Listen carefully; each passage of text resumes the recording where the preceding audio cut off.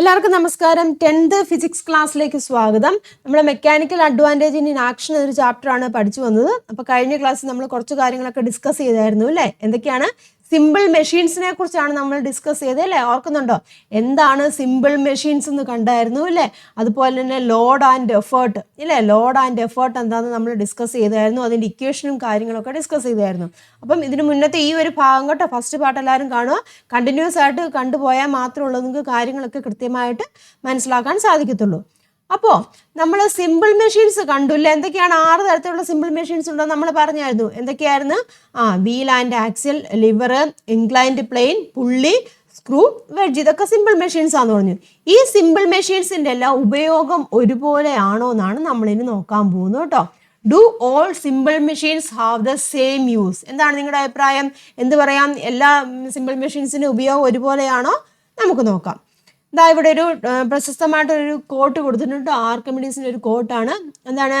Give me a lever long enough and a place to stand, I will move the earth, what is your reaction? അതായത് എനിക്ക് നീളമുള്ള ഒരു ദണ്ടും ചവിട്ടി നിൽക്കാൻ ഒരു സ്ഥലവും തന്നാൽ ഞാൻ ഭൂമിയെ നീക്കിത്തരാം എന്നാണ് ആർക്കിമിഡീസ് പറഞ്ഞത്. എന്താണ് നിങ്ങളുടെ അഭിപ്രായം എന്ന് പറഞ്ഞാൽ? ശരിക്കും ഇത് പ്രാക്ടിക്കലായിട്ട് പറയുവാണെന്നുണ്ടെങ്കിൽ പ്രായോഗികമല്ല. ഭൂമിയെ നമുക്ക് മാറ്റാന്നുള്ള പ്രായോഗികമായിട്ട്. പക്ഷേ തിയററ്റിക്കലായിട്ട് പറയുവാണെങ്കിൽ ഇതൊരു എന്താണ് മെക്കാനിക്കൽ അഡ്വാൻറ്റേജ്. അതായത് മെക്കാനിക്കൽ അഡ്വാൻറ്റേജിനെ കുറിച്ച് വ്യക്തമാക്കുന്ന ഒരു കാര്യം തന്നെ, ഒരു കോട്ട് തന്നെയാണ് ഇവിടെ പറഞ്ഞിരിക്കുന്നത്. പ്രാക്ടിക്കലായിട്ട് പറ്റിയില്ല, പക്ഷെ നമ്മൾ തിയററ്റിക്കലായിട്ട് പറയുവാണെങ്കിൽ എന്താണ്, ചെറിയ ചെറിയ യന്ത്രങ്ങൾ ഉപയോഗിച്ച് കഴിഞ്ഞാൽ നമുക്ക് ഭൂമിയെ വരെ മാറ്റാൻ സാധിക്കുമെന്നാണ് ഉദ്ദേശിക്കുന്നത് അവിടെ. അതായത് നമുക്ക് പറ്റുമെന്നുണ്ടെങ്കിൽ നമുക്ക് ഇങ്ങനെയുള്ള സാധനങ്ങൾ, ഒരു സ്ഥലവും അതുപോലെ ഒരു ദണ്ടും തന്നിട്ടുണ്ടെങ്കിൽ നമുക്ക് ഭൂമിയെ വരെ മാറ്റാം എന്നൊരു കൺസെപ്റ്റാണ്. അതായത് അതുപോലെയുള്ള യന്ത്രങ്ങൾ നമുക്ക് നിർമ്മിക്കാൻ സാധിക്കുമെന്നാണ് അവിടെ ഉദ്ദേശിക്കുന്നത്. മനസ്സിലായല്ലോ? ഇതാ ഈ ചിത്രം തന്നെ നിങ്ങൾ കണ്ടല്ലോ. എന്താണ്? ഇത് എർത്താണ് അല്ലേ? ഇത് എർത്തിനെ നമ്മൾ ലോഡാക്കി കൺസിഡർ. ലോഡ് നമ്മൾ കണ്ടായിരുന്നു ഇല്ലേ? രോധം ഇല്ലേ? അതുപോലെ തന്നെ എഫേർട്ട് ഇല്ലേ?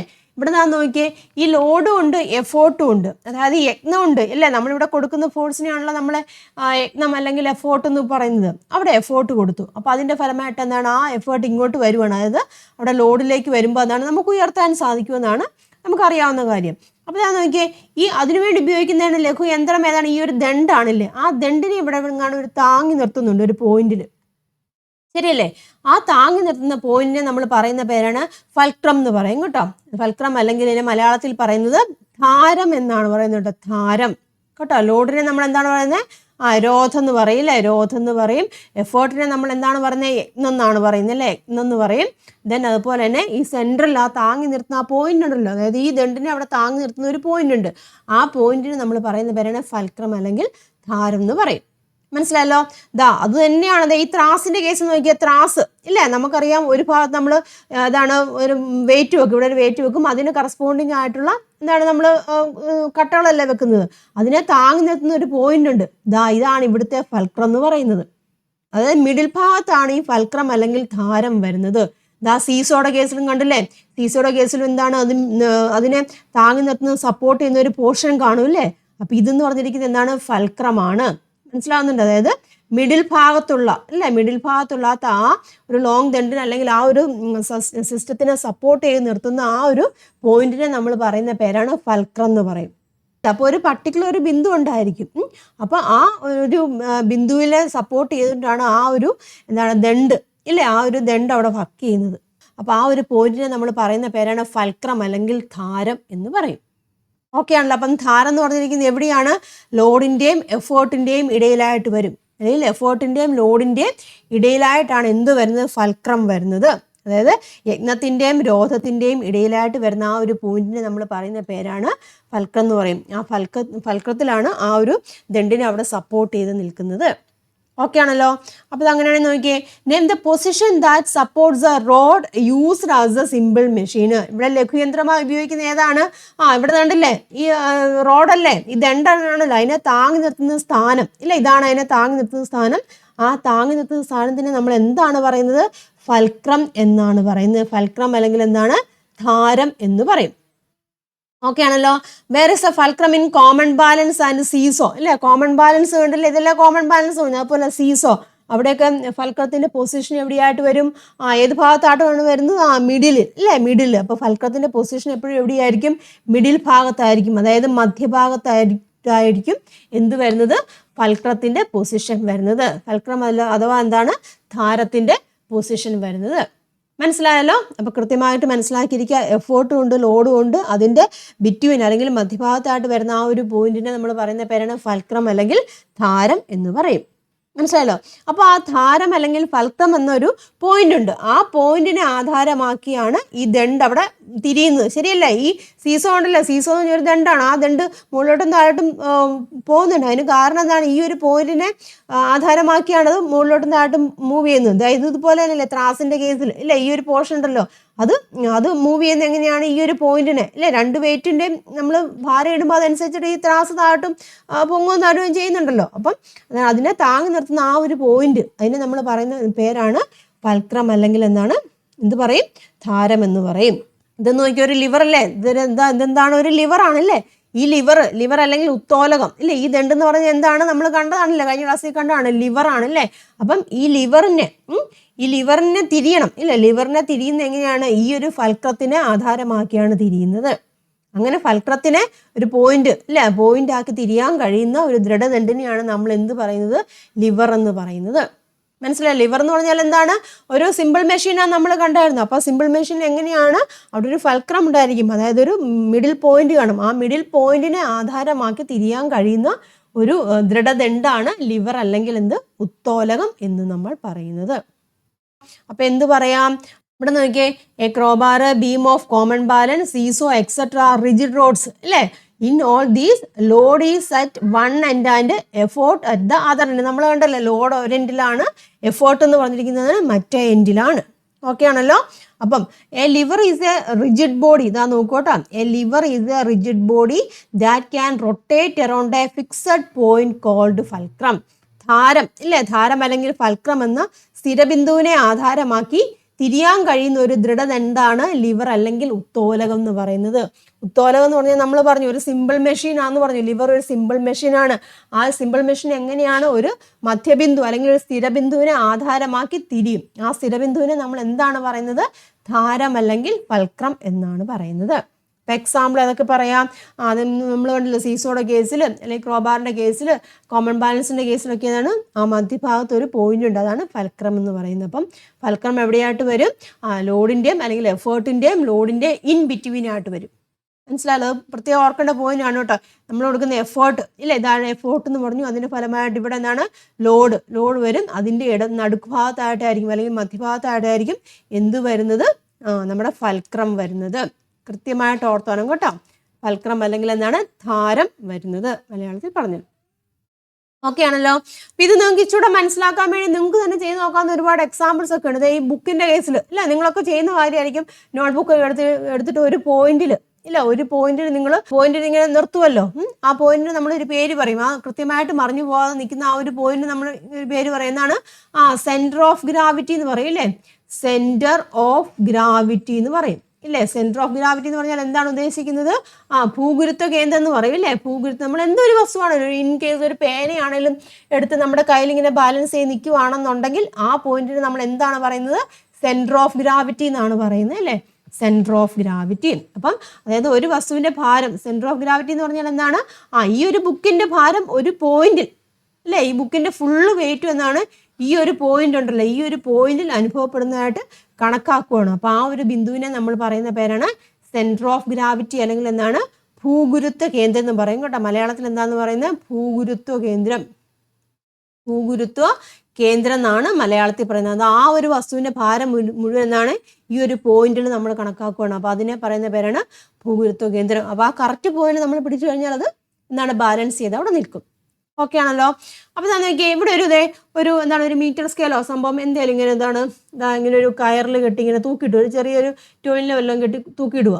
അപ്പോൾ കറക്റ്റ് ആ മീറ്റർ സ്കെയിലിൻ്റെ അല്ലെങ്കിൽ എന്തെങ്കിലും ആയിക്കോട്ടെ, ഒരു കമ്പ് ആയിക്കോട്ടെ, ആ കമ്പിൻ്റെ കറക്റ്റ് സെൻറ്റർ ഓഫ് ഗ്രാവിറ്റി ഭൂഗുരുത്വ കേന്ദ്രത്തിലാകുമ്പോൾ അത് ബാലൻസ് ചെയ്ത് നിൽക്കും അല്ലേ. മനസ്സിലാവുന്ന പറഞ്ഞത്, അത് കറക്റ്റ് ആ ഒരു പോയിന്റിൽ വരുവാണെങ്കിൽ ബാലൻസ് ചെയ്ത് നിൽക്കുക, അല്ലാന്നുണ്ടെങ്കിൽ അത് ഒരു സൈഡിലേക്ക് ചാഞ്ഞു പോകും. ക്ലിയർ ആയല്ലോ? അപ്പോൾ അങ്ങനെയുള്ള ഒരു അറേഞ്ച്മെൻ്റ് ആണ് ഇവിടെ കൊടുത്തിരിക്കുന്നത് കേട്ടോ. അപ്പം അതിൻ്റെ കറക്റ്റ് സെൻറ്റർ ഓഫ് ഗ്രാവിറ്റി, ഇതിന് പറയുന്ന പേരെന്താണ്, സെൻറ്റർ ഓഫ് ഗ്രാവിറ്റി എന്ന് പറയും. അതായത് ഭൂഗുരുത്വ കേന്ദ്രം. ആ ഭൂഗുരുത്വ കേന്ദ്രത്തിലാണെന്നുണ്ടെങ്കിൽ അത് കറക്റ്റായിട്ട് ബാലൻസ് ചെയ്ത് നിൽക്കും, അതായത് തുലനം ചെയ്ത് നിൽക്കും. മനസ്സിലായല്ലോ? അപ്പൊ എന്താണ് സെന്റർ ഓഫ് ഗ്രാവിറ്റി എന്ന് പറഞ്ഞാൽ ആ ഒരു വസ്തുവിന്റെ ഭാരം മുഴുവൻ ആ ഒരു പോയിന്റിലേക്ക് വരുന്നു, അല്ലെങ്കിൽ ആ പോയിന്റിലേക്ക് അനുഭവപ്പെടുന്നു. അതിനെ പറയുന്ന പേരാണ് സെന്റർ ഓഫ് ഗ്രാവിറ്റി അല്ലെങ്കിൽ ഭൂഗുരുത്വ കേന്ദ്രം. നോക്കാം കേട്ടോ, അത് അവിടെ എഴുതിയിട്ടുണ്ട്. Centre of gravity is a point at which the entire weight of an object is considered to act. ഒരു വസ്തുവിന്റെ ഭാരം മുഴുവൻ അനുഭവപ്പെടുന്നതായി കണക്കാക്കാവുന്ന ബിന്ദുവിനെയാണ് അതിൻ്റെ ഭൂഗുരുത്വ കേന്ദ്രം എന്ന് പറഞ്ഞിരിക്കുന്നത്, അല്ലേ? ഈ ഒരു വസ്തു, ഈ ബുക്കിൻ്റെ ഭാരം മുഴുവൻ ഈ ഒരു പോയിന്റിലേക്ക് അനുഭവപ്പെടുവാണ്. അതുപോലെ ഈ സ്കെയിലിൻ്റെ ഭാരം മുഴുവൻ ഈ ഒരു പോയിന്റിലേക്ക് അനുഭവപ്പെടുവാണെന്നുണ്ടെങ്കിൽ അതിനെ നമുക്ക് എന്ത് പറയാം? ഭൂഗുരുത്വ കേന്ദ്രം എന്ന് പറയാം. ആ ഒരു പോയിന്റിൽ എങ്ങനെയായിരിക്കും? അത് ബാലൻസ് ചെയ്ത് നിൽക്കും, അല്ല, അതായത് തുലനം ചെയ്ത് നിൽക്കും. മനസ്സിലായല്ലോ? ഇത് അങ്ങനെ ആവുകയാണെന്നുണ്ടെങ്കിൽ ഇതാ ഇവിടെ ഒരു എക്സ്പെരിമെൻ്റ് ഇവിടെ കൊടുത്തിട്ടുണ്ട് കേട്ടോ. ഇതാ നോക്കിയാൽ സെൻറ്റർ ഓഫ് ഗ്രാവിറ്റിയിലുണ്ട്, ഇതൊരു മീറ്റർ സ്കെയിലാണ്. അതേ ഒരു സെൻറ്റർ ഓഫ് ഗ്രാവിറ്റിയിൽ ഇങ്ങനെ നിൽക്കുകയാണ്. നിൽക്കുകയാണെന്ന് വിചാരിച്ചു. അപ്പം ഇതെവിടെ വെയിറ്റ് ഇട്ടിരിക്കുന്നതാണ്. സപ്പോസ് നമ്മൾ വെയിറ്റ് ഒന്നും ഇട്ടിട്ടില്ല എന്ന് വിചാരിച്ചു. അപ്പോൾ ഇനി എന്താണ് നമ്മൾ ചെയ്യുന്നതെന്ന് വെച്ചാൽ അതുമൊരു 50 ഗ്രാം ഈ സെൻറ്റർ ഓഫ് ഗ്രാവിറ്റി ഈ ഒരു പോയിന്റിൽ നിന്ന് ഒരു 25 സെൻറ്റിമീറ്റർ മാറിയായിട്ട് കേട്ടോ, ഒരു 25 സെൻറ്റിമീറ്റർ മാറിയായിട്ട്, ഇതാ 25 സെൻറ്റിമീറ്റർ മാറി. നമുക്കറിയാം ഇതൊരു മീറ്റർ സ്കെയിൽ ആവുകയാണെങ്കിൽ സപ്പോസ് ചെയ്യുന്ന സെൻറ്റർ ഓഫ് ഗ്രാവിറ്റി നമുക്കറിയാം ഒരു 50-ലായിരിക്കും നിൽക്കുന്നത്. ആ 50 ഏകദേശം ഒരു 25 സെൻറ്റിമീറ്റർ മാറി, അതായത് ഇവിടുന്ന് ഈ സെൻറ്റർ ഓഫ് ഗ്രാവിറ്റിയിൽ നിന്ന് ഒരു 25 സെൻറ്റിമീറ്റർ മാറി നമ്മളൊരു 50 ഗ്രാം വെയിറ്റ് ഇട്ടു. അതിനെ നമ്മൾ ലോഡായിട്ട് കൺസിഡർ ചെയ്യുകയാണ്, അതായത് രോധമായിട്ട് കൺസിഡർ ചെയ്തു. ദെൻ അതിനുശേഷം അപ്പം എന്ത് ചെയ്യും? ഇവിടെ നമ്മൾ വെയിറ്റ് ഒന്നും ഇട്ടിട്ടില്ല എന്നുണ്ടെങ്കിൽ ഇത് ഈ സ്കെയിലിൽ നിന്ന് താഴോട്ട് വരും. അപ്പോൾ അതിന് കറസ്പോണ്ടിങ് ആയിട്ട് നമ്മളൊരു 50 ഗ്രാം വെയിറ്റ് ഇതാ ഇപ്പുറത്തും കൂടി ഇട്ടു, അല്ലേ? അപ്പം ഏതൊരു പോയിന്റിലാണോ ഇവിടെ ഇട്ട് ഓൾറെഡി 50 ഗ്രാം ആണ് നമ്മൾ ഇട്ടത്, ലോഡ് നമ്മൾ കൊടുത്ത് 50 ഗ്രാം ഇട്ടു. അപ്പോൾ അതിൻ്റെ ഫലമായിട്ട് ഇത് ബാലൻസ് ചെയ്ത് നിൽക്കണമെന്നുണ്ടെങ്കിൽ എന്താണ്, ഈ ഒരു 50 ഗ്രാം നമ്മൾ ലെഫ്റ്റ് സൈഡിൽ ഇട്ടു. ഓക്കെ ആണല്ലോ? അപ്പോൾ ബാലൻസ് ചെയ്ത് നിൽക്കണം എന്നുണ്ടെങ്കിൽ ഏകദേശം സെയിം വെയിറ്റ് ആയതുകൊണ്ട് ഇത് കറക്റ്റ് സെൻറ്റർ ഓഫ് ഗ്രാവിറ്റിയിലാവുകയാണെന്നുണ്ടെങ്കിൽ ഈ സെൻറ്റർ ഓഫ് ഗ്രാവിറ്റിയിൽ നിന്ന് 25 സെൻറ്റിമീറ്റർ തന്നെയായിരിക്കും അത് ബാലൻസ് ചെയ്ത് നിൽക്കുന്നത് കേട്ടോ. ഈ ഒരു എക്സ്പെരിമെൻറ്റിനെ നമ്മൾ പറയുന്ന പേരാണ് പ്രിൻസിപ്പിൾ ഓഫ് മൊമെൻറ്റ്സ് എന്നാണ് പറയുന്നത്. ഇതിനെക്കുറിച്ച് നിങ്ങൾക്ക് +1 വരുമ്പോൾ ഡീറ്റെയിൽ ആയിട്ട് പഠിക്കാനുണ്ട് കേട്ടോ. പ്രിൻസിപ്പിൾ ഓഫ് മൊമെൻറ്റ്സ് എന്നാണ് പറയുന്നത്. അതുപോലെ തന്നെ +2 വരുമ്പോൾ നിങ്ങൾക്ക് പ്രാക്ടിക്കലും ചെയ്യാനുള്ളതാണ് കേട്ടോ. മനസ്സിലാക്കിയിരിക്കുക കേട്ടോ. അപ്പം എന്താണ് എക്സ്പെരിമെൻറ്റ് ചെയ്യുന്നത്, ഇതെങ്ങനെയാണ് ചെയ്യുന്നതെന്നൊക്കെ ഇപ്പോഴേ മനസ്സിലാക്കിയിരിക്കുക. +1 തിയറി പഠിക്കാനുണ്ട്, +2 വരുമ്പോൾ സെയിം നമ്മൾ പ്രാക്ടിക്കലും ചെയ്യുന്നതാണ് കേട്ടോ. അപ്പോൾ നമ്മൾ ലോഡ് ഇട്ടു, ഇല്ലേ? ഇവിടെ നമ്മളൊരു 50 ഗ്രാം ഇട്ടു. അപ്പോൾ അത് ബാലൻസ് ചെയ്ത് നിൽക്കണമെന്നുണ്ടെങ്കിൽ ഇപ്പുറത്തെ ഒരു 50 ഗ്രാം വരണം, ഇല്ലേ? അപ്പോൾ സെൻറ്റർ ഓഫ് ഗ്രാവിറ്റിയിലാണ് ഇട്ട്. അപ്പോൾ അവിടുത്തെ ഡിസ്റ്റൻസ് എന്ന് പറഞ്ഞിരിക്കുന്നത് ഇതുകൊണ്ടല്ലോ ഇവിടം വരെയുള്ള ലോഡിലേക്കുള്ള ഡിസ്റ്റൻസിനെ നമ്മൾ ലോഡ് ആം എന്നാണ് പറയുന്നത് കേട്ടോ. ലോഡ് ആം എന്ന് പറയും. ലോഡ് ആം അല്ലെങ്കിൽ ഈ ഇതിനെ പറയുന്ന യെല്ലോ എന്ന് എഴുതിയിരിക്കുന്നത് ലോഡ് ആം എന്നാണ് കേട്ടോ. ലോഡ് ആം അല്ലെങ്കിൽ മലയാളത്തിൽ പറയുന്നത് രോധഭുജം എന്ന് പറയും കേട്ടോ. രോധഭുജം. ഇംഗ്ലീഷിലുള്ള കഴിവതും പഠിക്കുക കേട്ടോ. കാരണം +1 വരുമ്പം മലയാളം വാക്കുകളൊന്നും നമ്മൾ ഉപയോഗിക്കാറില്ല. അപ്പോൾ ഇംഗ്ലീഷിലുള്ള വാക്കുകൾ കൂടുതലും മനസ്സിലാക്കിയിരിക്കും കേട്ടോ. അപ്പം ലോഡ് ആം എന്നാണ് പറയുന്നത്. അപ്പം ലോഡ് ആമിൽ നമ്മൾ 50 ഇട്ടു, അത് 25 സെൻറ്റിമീറ്ററിൽ മാറ്റിയാണ് ഇട്ടത്. ദെൻ അപ്പോൾ അത് ബാലൻസ് ചെയ്ത് നിൽക്കണമെങ്കിൽ ഇപ്പുറത്ത് നമ്മളൊരു 50 ഇടണം. അപ്പം ഏതൊരു ഡിസ്റ്റൻസിലാണോ അത് കണ്ടോ, ഏതൊരു ഡിസ്റ്റൻസിലാണോ അത് ബാലൻസ് ചെയ്ത് നിൽക്കുന്നത് ആ ഒരു ഡിസ്റ്റൻസിൽ വേണം ഇടാൻ. ക്ലിയർ ആയല്ലോ? അപ്പം ഇതിവിടെ 50-ലാണ്, സെൻറ്റർ ഓഫ് ഗ്രാവിറ്റി 50-ലാവുകയാണെന്നുണ്ടെങ്കിൽ ഏകദേശം 25 തന്നെ അത് ബാലൻസ് ചെയ്ത് നിൽക്കും. അപ്പോൾ ഇവിടെ നോക്കിയേ, ഇവിടുത്തെ നോക്കിയേ ഇ എന്ന് എഴുതിയിരിക്കുന്നത് എഫേർട്ടാം എന്ന് പറയും കേട്ടോ. ഇ എന്ന് പറഞ്ഞിരിക്കുന്നത് എഫേർട്ടാമാണ്. മലയാളത്തിൽ എന്താണ് പറഞ്ഞത്? യത്നഭുജം എന്ന് പറയും കേട്ടോ. യത്നഭുജം ഇംഗ്ലീഷ് വാക്ക് തന്നെ പഠിക്കുക കേട്ടോ. എഫേർട്ടാം. ഓക്കെ ആണല്ലോ ഇത്രയും കാര്യങ്ങൾ. ഇനി നമ്മൾ ഈ മാസ് കൂട്ടിക്കൊണ്ട് വരുവാണെങ്കിൽ അതനുസരിച്ചിട്ട് എന്താണ് ഈ ഡിസ്റ്റൻസും വേരി ചെയ്യും. മനസ്സിലാകുന്നല്ലേ? അപ്പോൾ ഡിസ്റ്റൻസിന് അവിടെ വേരിയേഷൻ ഉണ്ടാകും. അപ്പോൾ ഇനി നമ്മൾ ഒന്നെങ്കിൽ വെയിറ്റ് ആഡ് ചെയ്തുകൊണ്ട് വരിക, എന്നിട്ട് ഈ ഡിസ്റ്റൻസ് വേണമെങ്കിൽ കോൺസ്റ്റന്റ് ആക്കി വെക്കാം. ഈ ഡിസ്റ്റൻസ് നമുക്ക് 25, ഈ ലോഡാമുണ്ടല്ലോ നമുക്ക് 25 തന്നെ വെച്ചിട്ട്, അല്ലെങ്കിൽ എന്താണ് ഇവിടെ മാസ് ഇതേ ഡിസ്റ്റൻസ് തന്നെ വെച്ചുകൊണ്ട് നമ്മൾ ഇവിടെ മാസ് കൂട്ടുവാണെങ്കിൽ പിന്നെ നമ്മൾ വെയിറ്റ് ഇടുക എന്ന് വിചാരിച്ചാൽ അതനുസരിച്ച് ഇവിടുത്തെ എന്താണ് ഡിസ്റ്റൻസിനും വേരിയേഷൻ ഉണ്ടാവും കേട്ടോ. അങ്ങനെയാണ് വരുന്നത്. അപ്പോൾ ആ ക്വസ്റ്റ്യൻസ് നോക്കാമേ. What is the load arm here? ഇവിടുത്തെ ലോഡ് ആം എന്ന് പറഞ്ഞിരിക്കുന്നത് എത്രയാണ്? രോധഭുജം എന്ന് പറഞ്ഞിരിക്കുന്നത് എത്രയാണ് വന്നിരിക്കുന്നത്? 25 സെൻറ്റിമീറ്റർ ആണല്ലേ, 25 centimetre. The weight suspended or the force applied to produce equilibrium in the rod is the effort. അതായത് ദണ്ഡിനെ തുലനാവസ്ഥയിലാക്കണം, ഇല്ലേ? തൂക്കിയിട്ട ഭാരം അഥവാ പ്രയോഗിച്ച ബലമാണ് അവിടുത്തെ യത്നം എന്ന് പറഞ്ഞിരിക്കുന്നത്. ഇതിനെ തുലനാവസ്ഥയിൽ ബാലൻസിങ് ആക്കണം. ബാലൻസിങ് ആക്കണമെങ്കിൽ എന്താണ്, പ്രത്യേക സൈഡിൽ നമ്മൾ വെയിറ്റ് ആഡ് ചെയ്യണം. അപ്പോൾ അതിനെ പറയുന്ന പേരാണ്, അപ്പോൾ അവിടെ ഉപയോഗിച്ച ആ ബലത്തിനെ പറയുന്ന പേരാണ് യത്നം അല്ലെങ്കിൽ എഫേർട്ട് എന്ന് പറയും. അപ്പോൾ ഇവിടെയും കൊടുത്ത് എത്രയാണ്? 50 തന്നെ കൊടുത്തു. 20 സെൻറ്റിമീറ്റർ തന്നെ വന്നപ്പോൾ എന്ത് സംഭവിച്ചിട്ടുണ്ട്? അത് ബാലൻസ് ചെയ്ത് നിന്നു. Then what is the perpendicular distance from the effort to the fulcrum known as? ഇവിടുത്തെ ഫൽക്രം എന്ന് പറഞ്ഞിരിക്കുന്നത് ഏതാണ്? ഇതാണല്ലേ, ഈ ഒരു പോയിന്റ് ആണ് ഇവിടുത്തെ ഫൽക്രം എന്ന് പറയുന്നത്. ഇതാണ് ഫൽക്രം കേട്ടോ, ഇതാണ് ഇവിടുത്തെ ഫൽക്രം എന്ന് പറഞ്ഞിരിക്കുന്നത്. അപ്പം യജ്ഞം മുതൽ അല്ലേ, യജ്ഞം എന്ന് പറഞ്ഞിരിക്കുന്നത് എന്താണ്? ഇവിടെ നോക്കുക, എഫേർട്ട് ആണല്ലേ, അതായത് എഫേർട്ട് മുതൽ കേട്ടോ, എഫേർട്ട് തൊട്ട് ഫൽക്രം, ഇതാണല്ലോ ഫൽക്രം. അപ്പൊ ഇവിടെ വരെയുള്ള ഡിസ്റ്റൻസിന് എന്താണ് നമ്മൾ പറയുന്നത്? എഫേർട്ട് ആം എന്ന് പറയും കേട്ടോ, എഫേർട്ട് ആം എന്നാണ് പറയുന്നത്, എഫേർട്ട് ആം. അതായത് എഫേർട്ട് മുതൽ ഫൽക്രം വരെയുള്ള ആ ഒരു പോയിന്റിനെ പറയുന്നതാണ് എഫേർട്ട് ആം അല്ലെങ്കിൽ യജ്ഞഭുജം എന്ന് പറഞ്ഞിരിക്കും. അപ്പോൾ എഫേർട്ട് ആം ഇവിടെ എത്രയാണ് വന്നിരിക്കുന്നത്? 25 സെന്റിമീറ്റർ തന്നെയാണ് വന്നിരിക്കുന്നത്. മനസ്സിലായല്ലോ? ഇനി നമുക്ക് എക്സ്പെരിമെന്റ് റിപ്പീറ്റ് ചെയ്യാം.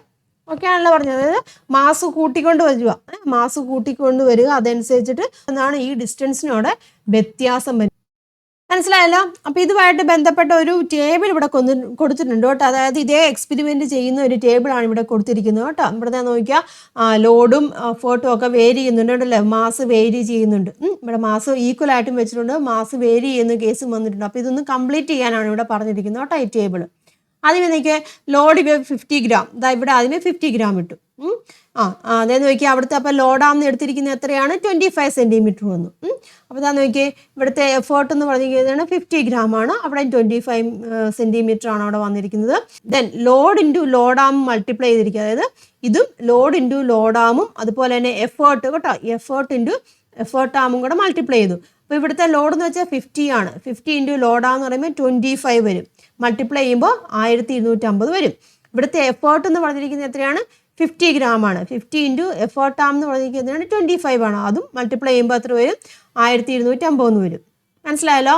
അടുത്ത കേസിൽ ലോഡ് നമ്മൾ 60, ഇവിടെ 10ഉം കൂടെ ആഡ് ചെയ്തു, അപ്പോൾ 60 ആയി. മനസ്സിലാവുന്നുണ്ടോ പറഞ്ഞത്?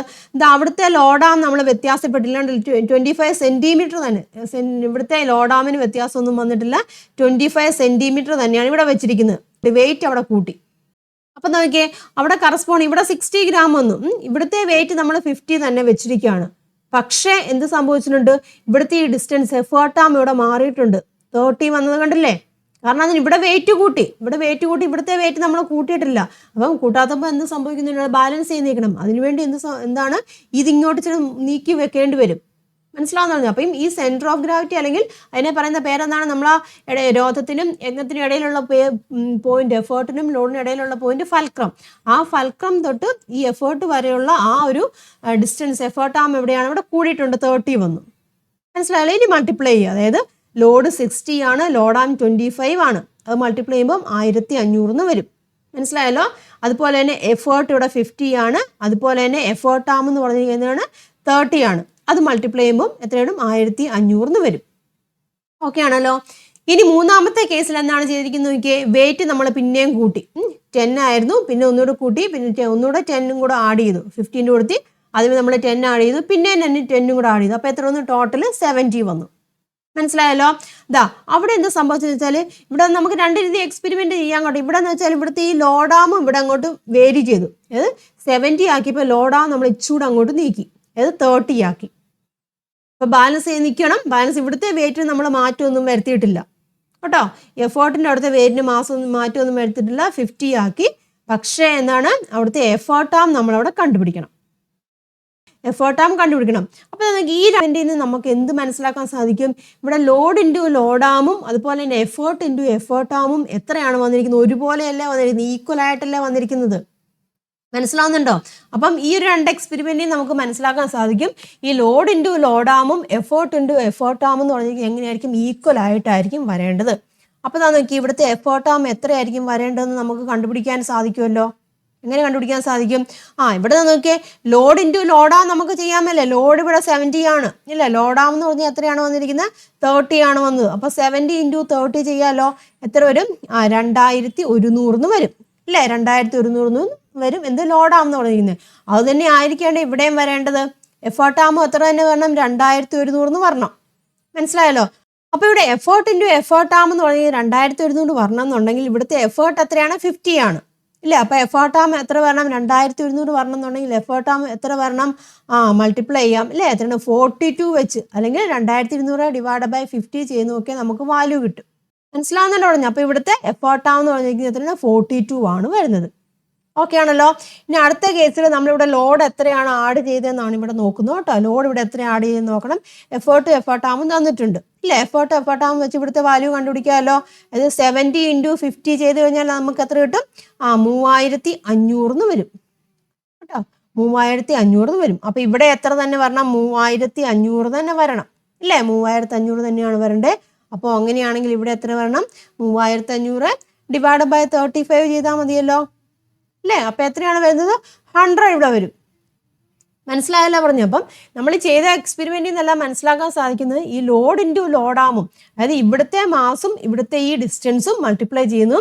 ഇവിടുത്തെ ഈ മാസും ഇവിടുത്തെ ഡിസ്റ്റൻസും മൾട്ടിപ്ലൈ ചെയ്യുന്ന എപ്പോഴും എങ്ങനെയായിരിക്കും? ഈക്വൽ ആയിരിക്കും. ക്ലിയർ ആയല്ലോ? ഏതൊരു കേസിൽ ഇല്ലേ, ഇപ്പം ലോഡാം അല്ലെങ്കിൽ ലോഡ് വേരി ചെയ്താലും അല്ലെങ്കിൽ എഫേർട്ടാം വേരി ചെയ്താലും ഇത് രണ്ടും മൾട്ടിപ്ലൈ ചെയ്യുമ്പോൾ കിട്ടുന്ന വാല്യൂ എങ്ങനെയായിരിക്കും? ഈക്വൽ ആയിരിക്കും. അപ്പോൾ ഈ എക്സ്പെരിമെൻറ്റിൽ നമുക്ക് മനസ്സിലാക്കാൻ സാധിക്കുന്നത് എന്താണ്? ലോഡ് ഇൻറ്റു ലോഡാം കേട്ടോ. ലോഡ് ഇൻറ്റു ലോഡാം എന്ന് പറഞ്ഞിരിക്കുന്നത് എഫേർട്ട് എഫേർട്ടാമിനോട് എങ്ങനെയായിരിക്കും? ഈക്വൽ ആയിരിക്കും എന്ന് നമുക്ക് പറയാൻ സാധിക്കും. ക്ലിയർ ആയല്ലോ? അപ്പൊ ഇവിടെ നമ്മൾ ചെയ്തത് എന്താണ്? മാസ് കൂട്ടിയിട്ടുണ്ട് ഇല്ലേ. ഡിസ്റ്റൻസ് ചിലയിടത്ത് വേരി ചെയ്തിട്ടുണ്ട്. ഇവിടുത്തെ മാസ് നമ്മളിവിടെ ലോഡാം നമ്മളിവിടെ കൂട്ടുന്നുണ്ട് അല്ലേ. അതായത് നോക്കിയാൽ 50, 60, 70, 100 കൂട്ടി. ഇവിടെ എന്താണ്? 2 സിറ്റുവേഷൻസിൽ മാത്രമേ അതിനെ ഡിസ്റ്റൻസ് 25 വെച്ചിട്ടുണ്ട്. ഇത് കോൺസ്റ്റന്റ് ആക്കി വെച്ചു. പിന്നെ എന്താണ്? ഡിസ്റ്റൻസ് നമ്മളിവിടെ വേരി ചെയ്തിട്ടുണ്ട്. ഇനി ഇത് നമുക്ക് അല്ലാതെയും ചെയ്യാം. അപ്പൊ ഇത് നോക്കിയാൽ നമ്മൾ ആദ്യമേ കണ്ട ടേബിൾ ആണല്ലേ. ആദ്യമേ കണ്ട ടേബിളിൽ നമ്മൾ എന്താണ് പറഞ്ഞത്? ലോഡ് നമ്മൾ ഇൻക്രീസ് ചെയ്തിട്ടുണ്ട് അല്ലേ. ലോഡ് ഇൻക്രീസ് ചെയ്തിട്ടുണ്ട്. ദെൻ അവിടുത്തെ എന്താണ്? ലോഡാം 2 കേസിൽ നമ്മൾ കോൺസ്റ്റന്റ് ആക്കി വെച്ചു. പിന്നെ ലോഡാമും വ്യത്യാസപ്പെടുത്തി കേട്ടോ. അതുപോലെ മറ്റൊരു എക്സ്പെരിമെന്റ് ചെയ്തൊരു ടേബിളാണ് ഇവിടെ കൊടുത്തിരിക്കുന്നത് കേട്ടോ. ഇവിടെ എന്താണ്? ലോഡ് ഇവിടെ ഇൻക്രീസ് ചെയ്തിട്ടുണ്ട്. 50, 70, 100, 150 നമ്മൾ ലോഡ് ഇൻക്രീസ് ചെയ്തു. ആ പിക്ചർ നിങ്ങളുടെ മനസ്സിലുണ്ടായിരിക്കണം കേട്ടോ. അത് എങ്ങനെയാണ് ഇരിക്കുന്നത്? ഇവിടെ ഇങ്ങോട്ട് ഇവിടെ ഒരു മാസമുണ്ട്, ഇതാ ഇവിടെ ഒരു മാസമുണ്ട് ഇങ്ങനെ. ഇതാണ് ലോഡാം, ഇതാണ് എഫേർട്ടാം എന്ന് പറഞ്ഞത്. ഇത് ഫൽക്രമാണ് ഇല്ലേ. അപ്പം എനിക്ക് ലോഡ്, ഇവിടുത്തെ ലോഡ് നമ്മൾ കൂട്ടി പ്ലസ് 50, 70 അങ്ങനെ കൂട്ടുന്നുണ്ട്. ഈ ലോഡാമ്പ് 25 തന്നെ വെച്ചിരിക്കുകയാണ്. അതുകൊണ്ടല്ലോ എല്ലാ കേസിലും ലോഡാമ്പ് അവിടെ 25. എഫേർട്ടും ഇവിടെ സെയിം ആക്കി വെച്ചിട്ടുണ്ട്. ഇവിടെ നമ്മൾ 50 ആദ്യമേ വെച്ച് പിന്നെ 10 വെച്ച് അല്ലെങ്കിൽ എത്രയാണെന്ന് വെച്ചാൽ കൂട്ടിക്കൊണ്ടിരിക്കുന്നു. ഇവിടെ എപ്പോഴും 50 തന്നെയാണ് വന്നിരിക്കുന്നത്. അപ്പം നമ്മൾ ആദ്യമേ 50 വെച്ചപ്പോൾ എത്രയാണ് വന്നിരിക്കുന്നത്? സെയിം എഫേർട്ടാവും ഇത് തന്നെ വന്നു. ഇപ്പോൾ വാല്യൂ രണ്ടും എങ്ങനെയാണ്? ഒരുപോലെ വന്നു. 1250, 1250 വന്നു. ഓക്കെ ആണല്ലോ. രണ്ടാമത്തെ കേസിൽ നമ്മൾ വെയിറ്റ് എത്രയാണ്? 70 ആക്കി. ഒരു 20 കൂടെ ഇവിടെ ആഡ് ചെയ്തു. ഈ ഡിസ്റ്റൻസിന് വ്യത്യാസം വന്നിട്ടില്ല, ഈ മാസിനും വ്യത്യാസം വന്നിട്ടില്ല. പക്ഷെ എന്ത് സംഭവിക്കുന്നത്? ബാലൻസ് ചെയ്ത് നിൽക്കണമെന്നുണ്ടെങ്കിൽ ഈ ഡിസ്റ്റൻസ് ഇവിടെ മാറും അല്ല. ഡിസ്റ്റൻസ് അവിടെ കൂടി. ഇതേ കണ്ടില്ലേ 35 ആയി. അപ്പോഴും നമ്മൾ ലോഡ് ഇൻറ്റു ലോഡാം കണ്ടു, എഫേർട്ടാമും കണ്ടപ്പോൾ അത് ഈക്വൽ ആയിട്ട് വന്നു. അടുത്ത പിന്നെ നമ്മൾ എത്രയാണ്? 70 വെച്ചു. പിന്നെ എന്താണ്? ഒരു 30 കൂടെ വെച്ചു അല്ലേ. അപ്പം 100 ഗ്രാമായി. 100 ഗ്രാം ആയപ്പോഴും ഇവിടുത്തെ 25-ന് മാറ്റമൊന്നും വരുന്നില്ല. ഇവിടുത്തെ ഈ 50 ഗ്രാം എഫേർട്ടിന് മാറ്റമൊന്നും വരുന്നില്ല. പക്ഷേ ബാലൻസ് ചെയ്ത് നിൽക്കണമെന്നുണ്ടെങ്കിൽ എന്താണ്? എഫേർട്ടാം അവിടെ കൂടും. അതത്രേ 50 ആയി. അപ്പോഴും അവിടുത്തെ വാല്യൂ ഈക്വൽ ആയിട്ട് വന്നു. മനസ്സിലായല്ലോ? ഒന്നുകൂടെ എടുത്തിട്ടുണ്ട്, 150 ആക്കി. ഒരു 50 കൂടെ നമ്മൾ ആഡ് ചെയ്തു. ഇവിടെ ഒന്നും വ്യത്യാസം വരുത്തിയിട്ടില്ല ഇല്ലേ. പക്ഷെ എന്താണ്? എഫേർട്ടാമിനുള്ള വ്യത്യാസം വന്നു. അതനുസരിച്ചിട്ട് ഇവിടുത്തെ വാല്യൂ ഈക്വൽ ആയിട്ട് വന്നു. മനസ്സിലായല്ലോ? അപ്പം ഈ എക്സ്പെരിമെന്റിൽ നമ്മൾ എന്താ മനസ്സിലാക്കേണ്ടത്? അതായത് ബാലൻസിങ് കണ്ടീഷനിലായിരിക്കും. അതായത് ലിവറിന്റെ കേസല്ലേ നമ്മൾ പറയുന്നത്. അപ്പോൾ ഒരു ലിവർ ഒരു ബാലൻസിങ് കണ്ടീഷനിലായിരിക്കും. അതായത് ഒരു ഉത്തോലകം ഒരു തുലന നിലയിലായിരിക്കുമ്പോൾ എങ്ങനെയായിരിക്കും വരേണ്ടത്? ലോഡ് ഇൻറ്റു, അതാണ് കേട്ടോ, load into ലോഡാം is equal to എങ്ങനെയായിരിക്കും? എഫേർട്ട് ഇൻറ്റു എഫേർട്ടാം ആയിരിക്കും. അതായത് ഒരു ലിവർ ബാലൻസിങ് കണ്ടീഷനിലായിരിക്കുമ്പോൾ, ഒരു ഉത്തോലകം തുലന നിലയിലായിരിക്കുമ്പോൾ, പോയിന്റ് മനസ്സിലാക്കുക കേട്ടോ. ഒരു ഉത്തോലകം തുലന നിലയിലായിരിക്കുമ്പോൾ അല്ലെങ്കിൽ ഒരു എന്താണ് ലിവർ ബാലൻസിങ് കണ്ടീഷനിലായിരിക്കുമ്പോൾ load into ലോഡാം is equal to effort into എഫേർട്ടാം ആയിരിക്കും. അപ്പൊ ഇതിനെ നമ്മൾ പറയുന്ന പേരാണ് ഉത്തോലക തത്വം എന്ന് പറയും കേട്ടോ. അല്ലെങ്കിൽ എന്താണ്? പ്രിൻസിപ്പിൾ ഓഫ് ലിവർ എന്ന് പറയും കേട്ടോ. ഉത്തോലക തത്വം അല്ലെങ്കിൽ എന്താണ്? പ്രിൻസിപ്പിൾ ഓഫ് ലിവർ എന്നൊക്കെയാണ് നമ്മൾ ഇതിനെ പറയുന്നത് കേട്ടോ. പ്രിൻസിപ്പിൾ ഓഫ് ലിവർ എന്നാണ് നമ്മൾ ഇതിനെ പറയുന്നത്. ഓക്കെ ആണല്ലോ. അപ്പൊ ഈ ഇക്വേഷൻ, അതായത് ബാലൻസിങ് കണ്ടീഷൻ, ലിവർ ബാലൻസിങ് കണ്ടീഷനിലായിരിക്കുമ്പോൾ കേട്ടോ, അതാണ് load into ലോഡാം is equal to effort into effort arm. ഇതിനെ നമ്മൾ പറയുന്ന പേരാണെന്ത്? Principle of liver. മനസ്സിലായല്ലോ? അത് അവിടെ എഴുതിയിട്ടുണ്ട് കേട്ടോ. അതാ നോക്കൂ കേട്ടോ. When a lever is in equilibrium, അതായത് ഉത്തോലകം തുലന നിലയിലായിരിക്കുമ്പോൾ load into ലോഡാം is equal to effort into effort arm. This is the principle of a lever. രോധം ഇൻറ്റു രോധഭുജം ഈക്വൽ ടു യജ്ഞം ഇൻറ്റു യജ്ഞഭുജമായിരിക്കും. ഇതാണ് ഉത്തോലക തത്വം എന്ന് പറയുന്നത്. മനസ്സിലായല്ലോ? മലയാളം മീഡിയത്തിലെ കുട്ടികളും ഇംഗ്ലീഷ് വേർഡുകൾ മനസ്സിലാക്കിയിരിക്കണം കേട്ടോ. ഞാൻ പറഞ്ഞു ഹയർ ക്ലാസ്സുകളിലേക്ക് അല്ലെങ്കിൽ +1 +2 വരുമ്പോൾ നമ്മൾ ഇംഗ്ലീഷ് വേർഡുകളാണ് ഉപയോഗിക്കുന്നത്. അപ്പം ലിവർ എന്നൊക്കെ പറഞ്ഞു കഴിയുമ്പം അറിയില്ലാത്ത രീതിയിൽ വരല്ലോ. അപ്പം ആ ഇംഗ്ലീഷ് വേർഡും കൂടെ മനസ്സിലാക്കിയിരിക്കുക കേട്ടോ. പ്രിൻസിപ്പിൾ ഓഫ് എ ലിവർ അല്ലെങ്കിൽ എന്താണ് ഉത്തോലക തത്വം. ഓക്കെ ആണല്ലോ, ഇമ്പോർട്ടൻ്റ് ആണ്. അത് എപ്പോഴാണ് കണ്ടീഷൻ, എപ്പോഴാണ് ഒരു തുലന നിലയിലായിരിക്കും, അല്ലാതെ ഇക്വിലിബ്രിയം പൊസിഷനിലായിരിക്കുമ്പോൾ, ലിവർ ഇക്വിലിബ്രിയം പൊസിഷനിലായിരിക്കുമ്പോൾ load into ലോഡാം is equal to effort into effort arm. This is a principle of a lever, ഉത്തോലക തത്വം. അപ്പം അങ്ങനെ ആവുകയാണെന്നുണ്ടെങ്കിൽ ഈ ഉത്തോലകം നമ്മൾ ലിവർ കണ്ടു ഇല്ലേ? ഈ ലിവറിൻ്റെയൊക്കെ മെക്കാനിക്കൽ അഡ്വാൻറ്റേജ് നമുക്ക് എങ്ങനെയാണ് കണ്ടുപിടിക്കുന്നതെന്ന് നോക്കാം. അപ്പോൾ ലിവറിൻ്റെ കേസിലല്ലേ പറഞ്ഞത്. അപ്പോൾ how can we calculate the mechanical advantage of a lever? ലിവറിന് എന്താണ് നമ്മൾ മെക്കാനിക്കൽ അഡ്വാൻറ്റേജ് നമ്മൾ ആദ്യമേ കണ്ടായിരുന്നില്ല, ഫസ്റ്റ് സെക്ഷനിൽ കണ്ടില്ല അത് മെക്കാനിക്കൽ അഡ്വാൻറ്റേജ് കണ്ടുപിടിക്കുന്നത്. എങ്ങനെയാണ് മെക്കാനിക്കൽ അഡ്വാൻറ്റേജിൻ്റെ ഇക്വേഷൻ എങ്ങനെയാണ്? യാന്ത്രിക ലാഭം mechanical advantage is equal to എങ്ങനെയാണ്? എന്താണ് ലോഡ് ഇല്ലേ, ലോഡ് ഡിവൈഡഡ് ബൈ എഫേർട്ട് നമ്മൾ കണ്ടായിരുന്നു, ഓർക്കുന്നുണ്ടോ? ലോഡ് ഡിവൈഡഡ് ബൈ എഫേർട്ട് എന്ന് കൊണ്ട്, അതായത് രോധം ഡിവൈഡഡ് ബൈ യത്നം എന്ന് കണ്ടായിരുന്നു, യാന്ത്രിക ലാഭം അല്ലെങ്കിൽ മെക്കാനിക്കൽ അഡ്വാൻറ്റേജ് എന്ന് പറഞ്ഞിരിക്കുന്നത്. അപ്പം ഈ ലിവറിൻ്റെ കേസിൽ, ജനറൽ കേസിലാണ് നമ്മൾ ഇത് കണ്ടത്. അപ്പം ലിവറിൻ്റെ കേസിൽ നമ്മൾ എങ്ങനെയാണ് മെക്കാനിക്കൽ അഡ്വാൻറ്റേജ് കണ്ടുപിടിക്കുന്നത്? ഓക്കെ, നോക്കാം. അപ്പം മെക്കാനിക്കൽ അഡ്വാൻറ്റേജ് എന്ന് വെച്ചാൽ ജനറലി നമുക്കറിയാം ലോഡ് ഡിവൈഡ് ബൈ എഫേർട്ടാണ്. അപ്പം നമ്മൾ പ്രിൻസിപ്പിൾ ഓഫ് കണ്ടല്ലോ, ലോഡ് ഇൻറ്റു അല്ലേ, load into ലോഡാം is equal to effort into effort arm എന്ന് കണ്ടു ഇല്ലേ, എഫേർട്ട് ഇൻറ്റു എഫേർട്ടാം എന്ന് കണ്ടു. അപ്പോൾ ഇതിനെ ഞാനൊന്ന് റീഅറേഞ്ച് ചെയ്യുവാണ്. അതായത് ലോഡ് ഡിവൈഡ് ബൈ ഈ എഫേർട്ടിനെ ഇങ്ങോട്ട് കൊണ്ടുവരിക. അപ്പം ലോഡ് ഡിവൈഡ് ബൈ എഫേർട്ട് എന്ന് എഴുതി ഈസ് ഈക്വൽ ടു, പിന്നെ ഇവിടെ എന്ത് വരും? ഇവിടെ മിച്ചമുള്ളത് എഫേർട്ടാം ആണ് അല്ലേ, എഫേർട്ടാം ഡിവൈഡഡ് ബൈ ഈ ലോഡാമിനെ ഇങ്ങോട്ട് കൊണ്ടുവന്നു ഇല്ല. അപ്പം ലോഡ് ഡിവൈഡ് ബൈ എഫേർട്ട്, അതായത് രോധം ഡിവൈഡ് ബൈ യത്നം ഈസ് ഈക്വൽ ടു എഫേർട്ടാം ഇല്ലേ, യത്നഭുജം ഡിവൈഡ് ബൈ രോധഭുജം എന്നായി. ക്ലിയർ ആയല്ലോ? അപ്പോൾ നമുക്കറിയാം ഈ ലോഡ് ഡിവൈഡ് ബൈ എഫേർട്ട് എന്ന് പറഞ്ഞാൽ എന്താണ്? മെക്കാനിക്കൽ അഡ്വാൻറ്റേജ് ആണ്. അപ്പോൾ ഈ ലോഡ് ഡിവൈഡ് ബൈ എഫേർട്ടിന് പകരം നമുക്ക് എന്തറിയാം, എന്തെഴുതാം? മെക്കാനിക്കൽ അഡ്വാൻറ്റേജ് എന്ന് എഴുതാമല്ലോ അല്ലേ, മെക്കാനിക്കൽ അഡ്വാൻറ്റേജ് അല്ലെങ്കിൽ യാന്ത്രിക ലാഭം എന്ന് എഴുതാം. അപ്പോൾ യാന്ത്രിക ലാഭം ദാറ്റ് ഈസ് ഈക്വൽ ടു എന്താണ്? എഫേർട്ടാം ഇല്ലേ. ഇതെന്ന് പറഞ്ഞിരിക്കുന്നത് എന്താണ്? യത്നഭുജമാണ് അല്ലേ, എഫേർട്ടാം. എന്ന് വെച്ചാൽ എഫേർട്ടാം എന്നാണ് കേട്ടോ, എഫേർട്ടാം ഡിവൈഡ് ബൈ ലോഡ് ആം എന്ന് എഴുതാം അല്ലേ, എഫേർട്ടാം ഡിവൈഡ് ബൈ ലോഡ് ആം എന്ന് എഴുതാം. അപ്പോൾ ഒരു ലിവറിൻ്റെ കേസിൽ നമ്മൾ എങ്ങനെയാണ് മെക്കാനിക്കൽ അഡ്വാൻറ്റേജ് കണ്ടുപിടിക്കുന്നത്? ഇത് ഇല്ലേ, അതായത് എഫേർട്ടാം ഡിവൈഡ് ബൈ ലോഡ് ആം ആയിരിക്കും ഒരു ലിവറിൻ്റെ കേസിൽ മെക്കാനിക്കൽ അഡ്വാൻറ്റേജ് എന്ന് പറയുന്നത്. മനസ്സിലായല്ലോ? ജനറലി മെക്കാനിക്കൽ അഡ്വാൻറ്റേജ് എന്ന് പറയുമ്പോൾ ലോഡ് ഡിവൈഡ് ബൈ എഫേർട്ടാണ്, അതായത് രോധം ഡിവൈഡ് ബൈ യത്നമാണ് വരുന്നത്. ഒരു ലിവറിൻ്റെ കേസിൽ മെക്കാനിക്കൽ അഡ്വാൻറ്റേജ് വരുമ്പോൾ എങ്ങനെയാണ്? യത്നഭുജം ഡിവൈഡ് ബൈ എന്താണ്? രോധഭുജം എന്ന് പറയും. അതായത് എഫേർട്ടാം ഡിവൈഡ് ബൈ ലോഡാം കേട്ടോ, എഫേർട്ടാം ഡിവൈഡ് ബൈ ലോഡാം, അതായത് മലയാളത്തിലും കൂടെ എഴുതിയേക്കാം യത്നഭുജം കേട്ടോ, യത്നഭുജം ഡിവൈഡ് ബൈ രോധഭുജം എന്ന് പറയും കേട്ടോ. മലയാളം മീഡിയത്തിലെ കുട്ടികൾ ഇംഗ്ലീഷ് വാക്കും പഠിച്ചിരിക്കണം. യത്നഭുജം എന്ന് പറയുമ്പം എഫേർട്ടാം ആണ്, രോധഭുജം എന്ന് പറയുമ്പം ലോഡാമും ആയിരിക്കും. ദ കേസ് ഓഫ് എന്താണ്? ലിവർ കേട്ടോ, ലിവറിൻ്റെ കേസിൽ മെക്കാനിക്കൽ അഡ്വാൻറ്റേജ് കണ്ടുപിടിക്കുന്നത്. അപ്പോൾ ഇത് ക്ലിയർ ആയല്ലോ? അപ്പം അങ്ങനെ ആവുകയാണെങ്കിൽ ഇതിന് ടെക്സ്റ്റ് ബുക്കിൽ ഒരു ക്വസ്റ്റ്യൻ കൊടുത്തിട്ടുണ്ട് കേട്ടോ. അതാ നോക്കിയേ, you are given a metre scale, ഒരു മീറ്റർ സ്കെയിൽ തന്നിട്ടുണ്ട്, എന്താണ് വെയ്റ്റ്സ് തന്നിട്ടുണ്ട്, ഒരു സ്റ്റാൻഡ് ഉണ്ട്, ഒരു ത്രെഡ്, അതുപോലെ ഒരു മാങ്കോ, അത്ര സംഭവം തന്നിട്ടുണ്ട്. ഒരു മീറ്റർ സ്കെയിൽ, തൂക്കക്കട്ടികൾ, ഒരു സ്റ്റാൻഡ്, ഒരു ചരട്, ഒരു മാങ്ങയും തന്നിട്ടുണ്ട്. അപ്പം അങ്ങനെ ആവുകയാണെന്നുണ്ടെങ്കിൽ find out and present how to determine the mass of the mango, മാങ്ങയുടെ മാസ് എങ്ങനെ നിർണ്ണയിക്കാമെന്ന് കണ്ടെത്തി അവതരിപ്പിക്കുക. അപ്പം ഇങ്ങനെയുള്ളൊരു എക്സ്പെരിമെൻ്റ് ആയിരിക്കും നിങ്ങൾക്ക് +2 പ്രാക്ടിക്കൽ തരുന്നത് കേട്ടോ. ഇതുപോലെ തന്നെ സംഭവങ്ങളൊക്കെ തന്നിരിക്കും, ഒരു സ്റ്റോണോ അങ്ങനെ എന്തെങ്കിലും ഒരു കല്ലിൽ കെട്ടി തന്നിരിക്കും, അതിൻ്റെ മാസും കണ്ടുപിടിക്കാനാണ് ചോദിക്കുന്നത്. നിങ്ങൾ +2 പ്രാക്ടിക്കൽ ചെയ്യാനുള്ളതാണ് പ്രിൻസിപ്പിൾ ഓഫ് മൊമെൻറ്റ്സ് എന്ന് പറഞ്ഞിരിക്കുന്നത് കേട്ടോ. അപ്പോൾ എങ്ങനെയായിരിക്കും നമ്മൾ ചെയ്യുന്നത്? നമ്മൾ ആദ്യം എന്താണ്, ഒരു മീറ്റർ സ്കെയിൽ ഉണ്ടല്ലേ, ഈ മീറ്റർ സ്കെയിലിനെ നമ്മൾ എന്താണ് സെൻറ്റർ ഓഫ് ഗ്രാവിറ്റിയിൽ നടുക്കല്ലേ, സെൻറ്റർ ഓഫ് ഗ്രാവിറ്റിയിൽ നമ്മളിങ്ങനെ ഹോൾഡ് ചെയ്തിടും അല്ലേ. എന്നിട്ട് എന്താണ് ഈ ഒരു പോയിന്റ്, ഇതിനെ നമ്മൾ എന്താണ് ഫൾക്രം എന്നാണ് പറയുന്നത്, അല്ലെങ്കിൽ സെൻറ്റർ ഓഫ് ഗ്രാവിറ്റി എന്ന് പറയും കേട്ടോ. അപ്പം ഈ ഒരു പോയിന്റിൽ നിന്ന് ഒരു പർട്ടിക്കുലർ ഡിസ്റ്റൻസ് മാറിയായിട്ട് കേട്ടോ, ഒരു പർട്ടിക്കുലർ ഡിസ്റ്റൻസ് മാറി, സപ്പോസ് ഇവിടെ കേട്ടോ, എത്ര വേണമെങ്കിലും എടുക്കാം. ഒരു ഫിക്സഡ് ആയിരിക്കണം, ഒരു 15 അല്ലെങ്കിൽ എത്രയാണെന്ന് വെച്ചാൽ ഒരു 15 സെൻറ്റിമീറ്റർ ഒന്നും എല്ലാം എടുത്തു, അത്ര അവിടെയായിട്ട് നമ്മൾ എന്താണ് മാങ്കോ ഇല്ലേ, നമ്മുടെ മാങ്കോ ഉണ്ടല്ലോ, മാങ്കോ നമ്മളിവിടെ തൂക്കിയിട്ടു ഇല്ലേ, മാങ്ങോ നമ്മളിവിടെ തൂക്കിയിട്ടു. മനസ്സിലാകുന്നല്ലോ? അപ്പം പിന്നെ എന്താണ് ചെയ്യേണ്ടത്? അപ്പം ഇതിനെ ബാലൻസ് ചെയ്യണം. ബാലൻസ് ചെയ്യാൻ വേണ്ടി ഈ സൈഡിലാണ് നമ്മൾ വെയിറ്റ് അല്ലേ? ഈ സൈഡിൽ നമ്മൾ അതിനെ ബാലൻസ് ചെയ്യുന്ന രീതിയിൽ വെയിറ്റ് തൂക്കിയിടുക അല്ല. അതായത് വെയിറ്റ് തൂക്കിയിടുമ്പോൾ ഓർക്കണം, ഇവിടെ എത്രയാണോ ഡിസ്റ്റൻസ് കേട്ടോ, അതാണ് എളുപ്പം കേട്ടോ. ഇവിടെ എത്രയാണോ ഡിസ്റ്റൻസ് എടുക്കുന്നത് അതേ ഡിസ്റ്റൻസ് തന്നെ ഇങ്ങോട്ട് മാറ്റിയേച്ച് കേട്ടോ. നമുക്കറിയില്ല, അപ്പം ഇതേ ഡിസ്റ്റൻസ് തന്നെ ഇവിടെ എടുക്കുന്ന അതേ ഡിസ്റ്റൻസ് തന്നെ ഇങ്ങോട്ട് മാറ്റിയേച്ച് നിങ്ങൾ വെയിറ്റ് തൂക്കിയിടുക കേട്ടോ. അകത്തൊരു 50 ഗ്രാമോ വല്ലതും തൂക്കിയിടുക. മനസ്സിലാവുന്നല്ലോ? അപ്പം ബാലൻസിങ് ആവുമോ?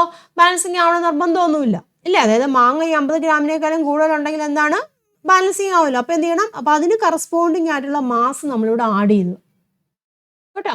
അപ്പം അതിനാവശ്യമായി ഈ മാങ്ങയ്ക്ക് ആവശ്യമായിട്ടുള്ള മാസ് നമ്മൾ ആഡ് ചെയ്തിട്ട് അത് ബാലൻസ് ചെയ്ത് നിൽക്കുന്ന ഏത് മാസിലാന്ന് നോക്കുക. ക്ലിയർ ആയല്ലോ? ഏത് മാസിലാന്ന് നോക്കുക. അപ്പം ആ മാസ് എല്ലാം കൂടെ ആഡ് ചെയ്താൽ നമുക്ക് ഈ മാങ്ങയുടെ മാസ് കിട്ടുമല്ലോ അല്ലേ? മനസ്സിലാവുന്നുണ്ടോ പറഞ്ഞത്? അതായത് ഇതൊരു 100 ഗ്രാം ആവുകയാണെന്നുണ്ടെങ്കിൽ നമ്മൾ എന്താണ്, ആദ്യമേ നമ്മളൊരു 50 ഗ്രാം ഇട്ടു, ആയിട്ടില്ല, നമുക്കറിയില്ല. നമുക്ക് ഈ മാങ്ങയുടെ മാസല്ലേ നമുക്കിവിടെ കണ്ടുപിടിക്കും. ഇതാണ് കണ്ടുപിടിക്കുന്നത്, ഇത് എത്രയാണെന്ന് നമുക്കറിയില്ല. അപ്പം നമ്മളിവിടെ ആദ്യമേ ഒരു 50 ഗ്രാം ഇട്ട്, ബാലൻസിങ് ആയില്ല.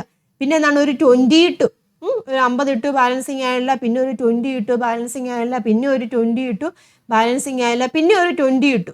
20 ഇട്ടപ്പം ഇതങ്ങ് താന്നു കിടക്കും. അപ്പം നമുക്ക് മനസ്സിലാകാൻ സാധിക്കും എന്താണ്, ഇത് കൂടിപ്പോയെന്നില്ലേ. അപ്പം നമ്മൾ എന്താണ്, ഒരു 10 കൂടി ഇട്ടു.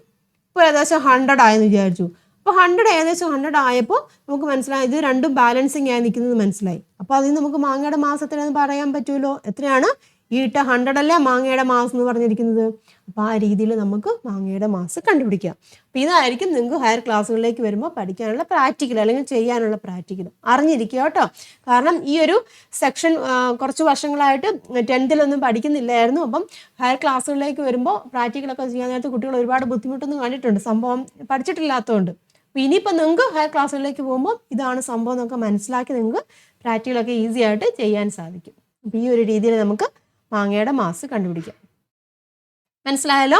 അപ്പോൾ ഇതാണ് പ്രിൻസിപ്പിൾ ഓഫ് മൊമെൻറ്റ്സ് എന്ന് പറഞ്ഞിരിക്കുന്നത് കേട്ടോ. അപ്പോൾ അതെങ്ങനെ കണ്ടുപിടിക്കാമെന്നുള്ളൂ അവതരിപ്പിക്കാനാണ് നിങ്ങളോട് പറഞ്ഞിരിക്കുന്നത് കേട്ടോ. ഞാനിവിടെ കൊടുത്തിട്ടുണ്ട്, നോക്കൂ കേട്ടോ. Suspend a metre scale from it centre of gravity, hang a mango at the fixed distance from that point, on the other side hang the required weight at the same distance from the balance point. Once balanced, that weight will be the weight of the mango. അല്ലേ? Metre സ്കെയിലിനെ പൂർത്തുകേന്ദ്രത്തിൽ തൂക്കിയിടുക. ആ ബിന്ദുവിൽ നിന്ന് നിശ്ചിത അകലത്തിൽ മാങ്ങ തൂക്കിയിടുക. മറുവശത്ത് തുലന സ്ഥാനത്ത് നിന്ന് അതേ അകലത്തിൽ ആവശ്യമായ ഭാരം തൂക്കിയിട്ട് തുലനം ചെയ്താൽ അതായിരിക്കും മാങ്ങയുടെ ഭാരം എന്ന് പറയുന്നത് അല്ലേ? അപ്പം അത് നമുക്ക് കണ്ടുപിടിക്കാൻ സാധിക്കും. അല്ലെങ്കിൽ നമ്മുടെ ഇക്വേഷൻ ഉണ്ട്, load into load arm, effort into effort arm അല്ലേ? അത് ഉപയോഗിച്ച് നമുക്ക് മാങ്ങയെ എവിടെ വേണമെങ്കിലും തൂക്കിയിട്ടിട്ട് മറ്റേ ഭാഗത്ത് എന്താണ് വെയിറ്റ് തൂക്കിയിട്ട് നമുക്ക് അങ്ങനെയും കണ്ടുപിടിക്കാം. മനസ്സിലാവുന്നല്ലോ? ഒന്നുകിൽ ഈ രീതിയിൽ കണ്ടുപിടിക്കാം, അല്ലെങ്കിൽ നമ്മുടെ equation load into ലോഡാം is equal to effort into effort arm, ആ ഇക്വേഷൻ അപ്ലൈ ചെയ്തിട്ട് നമുക്ക് കണ്ടുപിടിക്കാൻ സാധിക്കും. മനസ്സിലായല്ലോ? അപ്പം ഇതാണ് പ്രിൻസിപ്പിൾ ഓഫ് മൊമെൻറ്റ്സ് എന്ന് ഉദ്ദേശിക്കുന്നത് ലിവറിൻ്റെ കേസിൽ അല്ലേ? അപ്പം പ്രിൻസിപ്പിൾ ഓഫ് ലിവർ എന്താണ് ഓർത്തിരിക്കുക കേട്ടോ. Load into ലോഡാം is equal to effort into effort arm ആണ് വരുന്നത് കേട്ടോ. ഈ ഇക്വേഷൻ ഉപയോഗിച്ചിട്ടാണ് നമുക്ക് പ്രാക്ടിക്കലും ഹയർ ക്ലാസ്സുകളിലേക്ക് വരുമ്പം ചെയ്യാനുള്ളത്. അപ്പോൾ ക്ലിയർ ആയല്ലോ? അപ്പോൾ ലിവർ ഉപയോഗിച്ചിട്ട് അല്ലേ, ലിവർ ഉപയോഗിച്ചിട്ട് നമ്മൾ എങ്ങനെയാണ് മാസ് കണ്ടുപിടിക്കുന്നതെന്ന്, അതായത് ഒരു ഒബ്ജക്റ്റിൻ്റെ മാസ് എങ്ങനെയാണ് കണ്ടുപിടിക്കുന്നതെന്ന് മനസ്സിലാക്കി. ഇവിടെ നമ്മൾ പഠിച്ചൊരു പുതിയൊരു പോയിന്റാണ് ഫൽക്രം എന്ന് പറയും. ഈ ഫൽക്രം എവിടെയായിട്ടാണ് വരുന്നത്? എഫേർട്ടിനും ലോഡിൻ്റെയും ഇൻ ബിറ്റ്വീൻ ആയിട്ടാണ് ഫൽക്രം വരുന്നത്. അതുപോലെ തന്നെ പ്രിൻസിപ്പിൾ ഓഫ് ലിവറും ഓർത്തിരിക്കുക, പഠിക്കുക കേട്ടോ. അപ്പം തൽക്കാലം ഇത്രയും കാര്യങ്ങളാണ് ഈ ഒരു സെക്ഷനിൽ ഞാനിപ്പോൾ ഉൾപ്പെടുത്തിയിരിക്കുന്നത്. കൃത്യമായിട്ട് മനസ്സിലാക്കി എടുക്കുക, പഠിക്കുക കേട്ടോ. അപ്പം ഇനിയും ബാക്കി ഭാഗങ്ങളുണ്ട്, അത് നമുക്ക് അടുത്ത ക്ലാസ്സിൽ ഡിസ്കസ് ചെയ്യാം. നേരത്തെ ഇത്രയും കാര്യങ്ങൾ ക്ലിയർ ആക്കിയിരിക്കണം. നമുക്ക് ഡൗട്ട് ചെയ്ത് ബാക്കിലോട്ട് പോകേണ്ട അവസ്ഥ വരല് ക്ലിയർ ആക്കി പഠിച്ചു പോകുക കേട്ടോ. അപ്പം നെക്സ്റ്റ് വീഡിയോയിൽ നെക്സ്റ്റ് പാർട്ടുമായിട്ട് വീണ്ടും കാണാം. എല്ലാവർക്കും നന്ദി, നമസ്കാരം. Thank you.